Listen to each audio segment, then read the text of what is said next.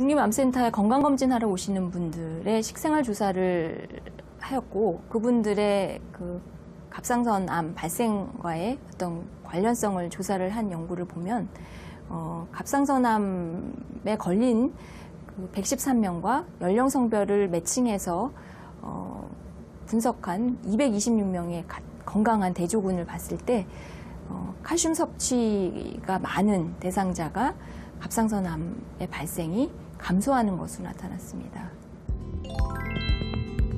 갑상선암에 걸린 환자와 같은 수의 건강한 사람들의 영양분 섭취를 조사해본 비교 연구. 평균 연령 53.7세의 여성들을 대상으로 했고 나이, 체질량 지수, 교육 수준, 소득, 결혼 여부 등 조건에 차이가 없게 선정했다. 연구 결과 칼슘 섭취량이 높을수록 갑상선암 발병률이 낮아진 것으로 나타났다.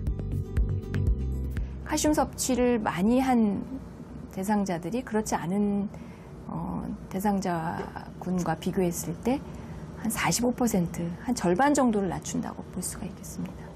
네, 일단 갑상선 질환하면은요, 이 항진증, 기능 항진증과 저하증이 대표적이지 않습니까? 어떤 것들인가요? 일단 알아봐야 될 거, 그 정확한 명칭은 갑상선 기능 항진증과 저하증인데요. 예. 갑상선은 우리 목에 있는 한 15에서 20g 정도의 나비 모양의 작은 내분비 기관입니다. 여기서 이제 갑상선 호르몬을 분비하는 역할을 하고요. 이제 갑상선이 정상보다 호르몬을 많이 분비하게 되어 이 호르몬이 신체 내 여러 기관에 작용하는 것이 이제 갑상선 기능 항진증이고 반대로 갑상선이 만드는 이 호르몬이 부족해져서 나타나는 증상이 갑상선 저하증입니다. 호르몬 이상으로 생기는 질환 같은데 갑상선 질환이 그렇다면 왜 생기는 건가요? 참 어려운 질문인데요. 예, 갑상선 질환은 이제 대표적인 그 자가 면역 질환이라고 설명을 합니다. 우리가 봄철 꽃가루에 재채기, 콧물 등 알러지 반응이 일어나는 듯이 이제 몸 안에 갑상선 조직에 대해서 알러지 반응이 유사한 그런 면역 반응이 일어나게 되는데 이것이 갑상선을 천천히 파괴하고 기능을 떨어뜨리게 됩니다. 이 경우가 이제 갑상선염에 의한 갑상선 기능 저하증이라고 하고요. 반대로 갑상선을 많이 자극하는 항체가 면역 반응으로 생성이 돼서 호르몬을 많이 내게 되면 갑상선 기능 항진증이 됩니다. 대부분의 질병이 그렇듯이 갑상선 질환도 이 질환을 일으킬 수 있는 이제 인자를 가지고 있는 사람한테서 어떤 환경적 요인에 의해서 유발이 된다고 생각해 볼 수 있습니다. 예. 뭐 가족력 있는 분들은 또 더 조사를 해봐야겠네요. 그렇죠. 갑상선 질환에 이제 가족력이 있는 분이나 또는 목에 이제 뭐 방사선 치료를 받았다든지 또는 이전에 면역 질환을 가지고 있는 환자들이 갑상선 질환에 걸릴 확률이 더 높습니다. 그렇군요. 자, 갑상선 기능 항진증, 이제 정상보다 호르몬이 많이 나오는 항진증과 적게 되는 저하증, 대표적인 증상은 어떻게 되고 있나요? 그 전에 이제 갑상선 호르몬의 역할을 조금 알 필요가 있는데요. 예. 갑상선 호르몬은 우리 몸의 이제 체온을 유지하고 또 신체 대사를 조절하고 태아기 때 이제 임신 중에 이제 태아기 때 뇌신경 발달에 관여를 합니다. 그 외에 심장이나 소화기관 등에서 거의 모든 기관에 작용을 하는데요. 그래서 저는 환자분들에게 이렇게 설명합니다. 갑상선 호르몬이 부족해지면 우리 몸의 머리끝부터 발끝까지 많은 증상이 다 나타납니다. 대표적으로 머리부터는 탈모, 머리카락이 빠지는 탈모에서부터 발톱이 부러지고 약해지는 이제 그런 증상이 나타날 수 있고 일반적으로는 갑상선 기능 저하증이 되면 피로감이나 체중 증가, 몸이 좀 붓고 이제 기운이 없는 이런 증상이 다 나타날 수 있습니다.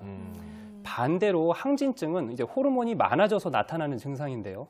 체중이 빠지고 맥박이 빨라지고 두근거리고 항상 다른 사람보다 덥고 식은땀이 잘 나고 또 당뇨병이나 혈당이 조금 높은 사람들은 갑작스럽게 혈당을 증가할 수 있는 그런 이유가 되기도 합니다. 이렇게 여러 가지 다양한 증상이 나타날 수 있습니다. 우리 목에 갑상선이라고 있어요. 이 갑상선이 우리 혈액 중에 칼슘이 부족하니까 갑상선에서 호르몬이 나와서 뼈 안에서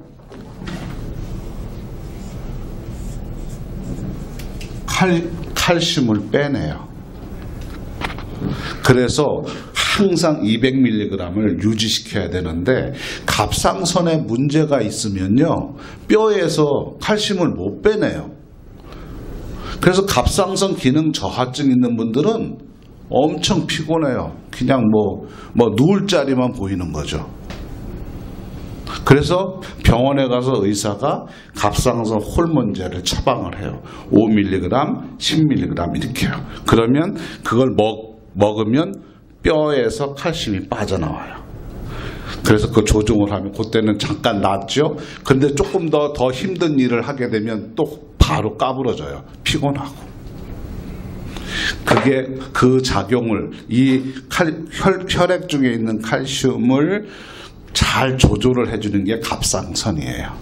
그래서 여기서 갑상선에 문제 있는 분도 계실 거예요. 떼어낸 분도 계실 거고. 그래서 갑상선 그 호르몬제 드시는 분도 계실 거고. 그 호르몬제를 얼마나 많이 아니면 적게 드느냐에 따라서 칼슘이 얼마나 많이 나오고 적게 나오고 그래요. 이 칼슘이 들어감으로써 우리 몸에 이렇게 움직일 수가 있는 거예요. 피곤치 않게요. 갑상선 기능 저하증인 경우에는 제가 뼈를 측정을 해보면 뼈가 엄청 좋아요. 그러니까 은행에다가 돈을 많이 저장을 해놓고 잘 못 쓰는 거죠. 쓸 수 있는 돈이 많은데. 그래서 갑상선 기능 저하증이 그래요. 항진증은 그 반대죠. 그만큼 칼슘이 필요 없는데도 막 칼슘을 막 뺐어요. 그런데 젊었을 때는 그 갑상선 기능이 엄청 민감하게 잘 작동해요. 그런데 나이가 드시면 우리가 칼슘이 10이 필요하다 그러면요, 요 갑상선 기능이 너는 10이 이제 필요할 게 아니라 11이나 12 필요할 거다 이래요. 그래서 10을 빼내는 게 아니라 11이나 12를 빼내요. 더 많이 빼내요. 더 많이 빼낼 때 문제가 생기는 게 있어요. 뼈에서 나온 그 칼슘은 혈중의 콜레스테롤하고 결합하는 성질이 있어요. 그래서 콜레스테롤하고 결합하면 동맥경화 아니면 석회화 이런 것들이 형성이 돼요. 그래서 골다공증에 걸린 분들은 그런 동맥경화나 혈압이나 이런 것들이 높게 나타나요.